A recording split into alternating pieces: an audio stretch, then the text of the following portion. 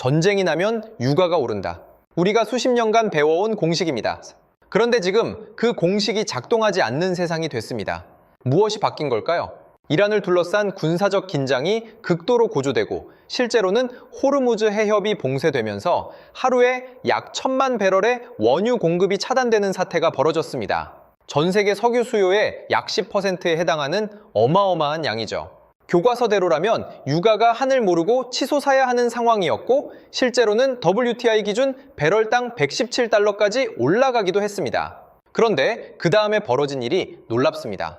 트럼프 대통령이 이란과의 전쟁이 사실상 거의 끝난 상태라고 언급하자 브렌트유는 하루 만에 4.61% 빠진 88달러대로, WTI는 6.5, 6%나 급락한 84달러대로 내려앉았거든요. 고점 대비로 보면 약 28%가 빠진 겁니다.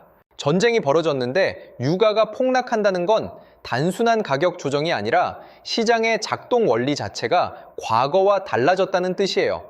이 역설을 이해하려면 먼저 우리가 가지고 있는 오래된 믿음 하나를 해부해야 합니다. 중동에서 분쟁이 나면 유가가 오른다는 명제 말입니다. 이 명제가 성립하려면 전제 조건이 필요합니다. 전쟁으로 인해 실제 공급이 차질을 빚어야 하고 그 차질을 메울 대안적 공급원이 없어야 하며 동시에 전 세계적으로 석유에 대한 수요가 탄탄하게 유지되고 있어야 하죠. 1990년 걸프전 때가 정확히 그런 상황이었습니다. 이라크가 쿠웨이트를 침공했을 때 유가는 2달 만에 배럴당 17달러에서 36달러로 2배 가까이 뛰었는데 이 당시에는 오펙의 여유 생산 능력이 제한적이었고 미국 셰일이라는 것 자체가 존재하지 않았으며 글로벌 경기도 비교적 견조한 상태였거든요. 세 가지 전제 조건이 전부 충족됐기 때문에 교과서적 공식이 완벽하게 작동한 겁니다. 그런데 지금은 세 가지 전제 조건이 전부 무너져 있습니다. 하나씩 뜯어보겠습니다. 첫 번째, 그리고 가장 근본적인 변화는 수요 붕괴에 대한 공포가 공급 차질에 대한 공포를 압도하고 있다는 사실입니다. 미국의 고율 관세 정책과 중국의 경기 부진이 맞물리면서 세계의 경제 성장률 전망이 계속해서 하향 조정되어 왔습니다. 국제에너지기구, 즉 AIEA는 글로벌 석유 수요 증가폭 전망을 연초 대비 수차례 낮췄어요. 시장 참여자들이 바라보는 세계는 전쟁 때문에 기름이 못 나오는 세계가 아니라 경기가 침체되면서 기름이 안 팔리는 세계인 거죠. 이 인과관계를 따라가 보면 구조가 선명해집니다. 관세 충격이 오면 무역량 감소가 예상되고 무역량이 줄면 산업 활동이 위축될 것이라는 전망이 나오고 산업 활동이 위축되면 원유 수요 전망이 떨어지고 수요 전망이 떨어지면 선물 시장에서 매도가 쏟아지고 그 매도가 현물 유가를 끌어내리는 겁니다. 못 나오는 기름보다 안 팔리는 기름이 시장을 더 강하게 지배하는 국면에 진입한 셈이에요. 여기에 더해 IEA가 유지하고 있는 장기 전망도 시장 심리에 깊이 개입하고 있습니다. 글로벌 석유 수요가 2030년 이전에 정점을 찍을 수 있다는 이른바 피크 오일 디맨드 내러티브가 트레이더들의 머릿속에 자리를 잡으면서 지정학 충격이 와도 원유의 장기 투자 매력 자체가 구조적으로 약해져 있는 거죠. 단기적인 공급 차질보다 장기적인 수요 소멸을 더 큰 할인율로 반영하는 시장이 된 겁니다. 두 번째 구조적 변화는 공급 측면에서 일어났습니다. 2010년대 셰일 혁명 이후 미국은 세계 최대 산유국으로 부상했을 텐데 2024년 기준 1일 생산량이 약 1,300만 배럴로 사상 최고치를 기록하고 있습니다. 유가가 오르면 미국 셰일 생산자들이 빠르게 생산을 늘려서 가격 상승을 억제하는 이른바 셰일 스윙 프로듀서 효과가 작동하거든요.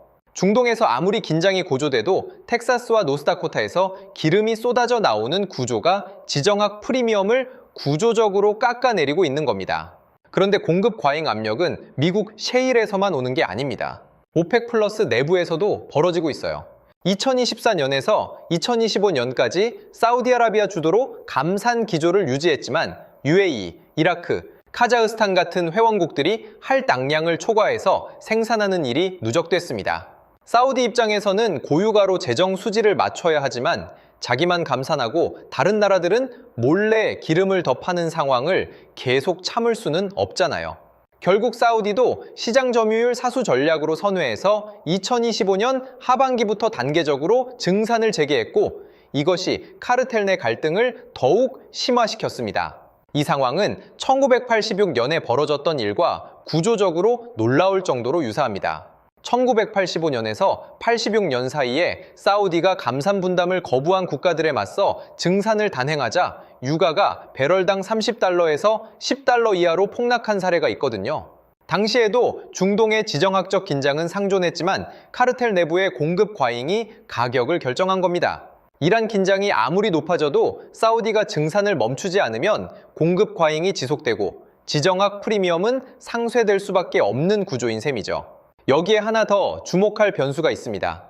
러시아 우크라이나 전쟁 이후 러시아산 원유가 인도와 중국으로 대거 우회 공급되면서 글로벌 원유 공급이 예상보다 훨씬 탄력적으로 유지되어 왔다는 사실입니다. 시장은 이미 이걸 학습했어요. 이란의 추가 제재가 부과되더라도 비슷한 우회 공급 경로가 작동할 수 있다는 기대가 있기 때문에 지정학 프리미엄이 과거만큼 강하게 붙지 않는 겁니다. 게다가 트럼프 행정부가 베네수엘라의 석유 산업 부흥을 추진하면서 베네수엘라 중앙은행에 대한 제재를 완화하는 움직임까지 보이고 있어서 다시 글로벌 원유 공급의 다변화는 더욱 가속되고 있는 상황이에요. 세 번째 구조적 변화는 원유 시장 자체가 금융시장이 되어버렸다는 데 있습니다. 현대 원유 시장에서는 실물 공급과 수요보다 선물과 옵션 시장의 포지셔닝이 단기 가격을 결정합니다. 지정학 위기가 고조되는 초기 국면의 트레이더들은 기름값이 오를 거야 라는 베팅을 걸면서 투기적 롱 포지션을 잔뜩 쌓아 올리거든요. 문제는요, 그 다음입니다. 실제로는 호르무즈 해협이 완전히 봉쇄되거나 대규모 공급 차질이 장기화되지 않으면 쌓여있던 롱 포지션이 일제히 청산되면서 오히려 유가가 급락하는 현상이 벌어집니다.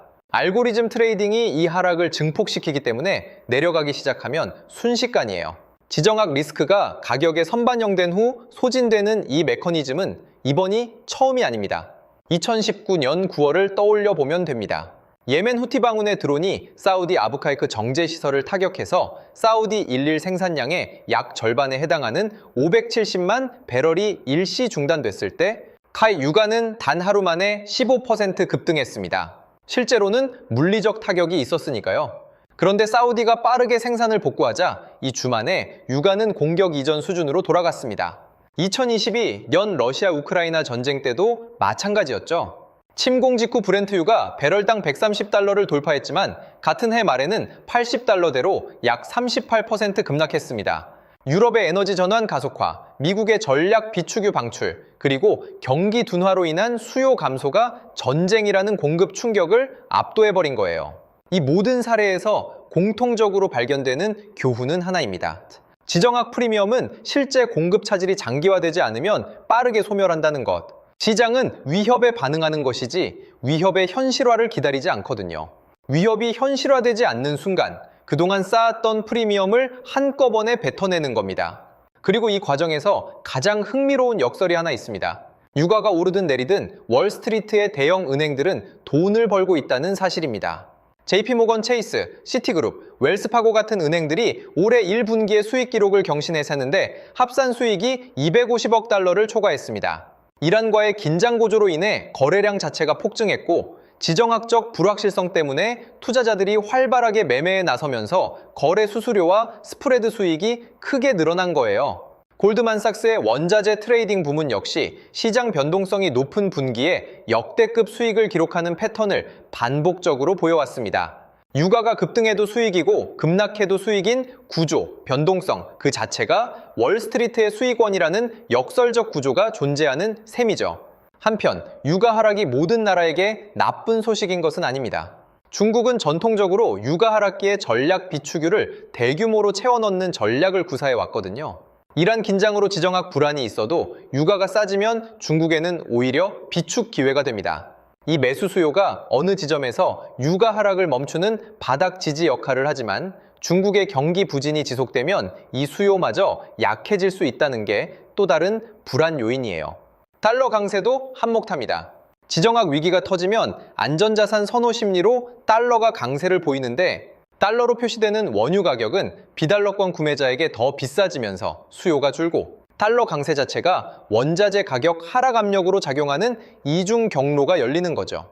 결국 이 모든 구조를 관통하는 핵심은요, 이것입니다.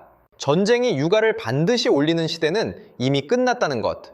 지금 원유 시장을 읽으려면 어디서 전쟁이 났나 라는 렌즈 하나만으로는 부족합니다. 반드시 두 개의 렌즈를 동시에 들여다봐야 해요. 하나는 공급 구조입니다.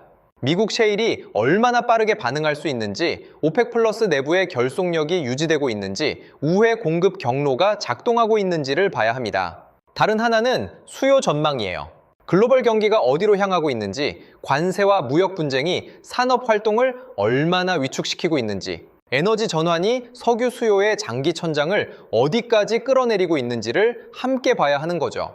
다음에 중동에서 긴장이 고조되는 뉴스가 나오면 반사적으로 유가가 오르겠구나 라고 생각하기 전에 이 두 가지를 먼저 점검해 보시기 바랍니다. 전쟁이 공급을 위협하고 있는가? 그건 맞습니다. 하지만 그 위협이 실제로는 장기적인 공급 차질로 이어지고 있는가? 그리고 그보다 더 중요한 질문, 세계 경제가 그 기름을 사줄 형편이 되는가? 이 두 번째 질문에 대한 답이 아니오일 때 시장은 전쟁에도 불구하고 유가를 끌어내립니다. 못 나오는 기름보다 안 팔리는 기름이 더 무서운 시대, 그것이 지금 우리가 살고 있는 원유 시장의 현실입니다.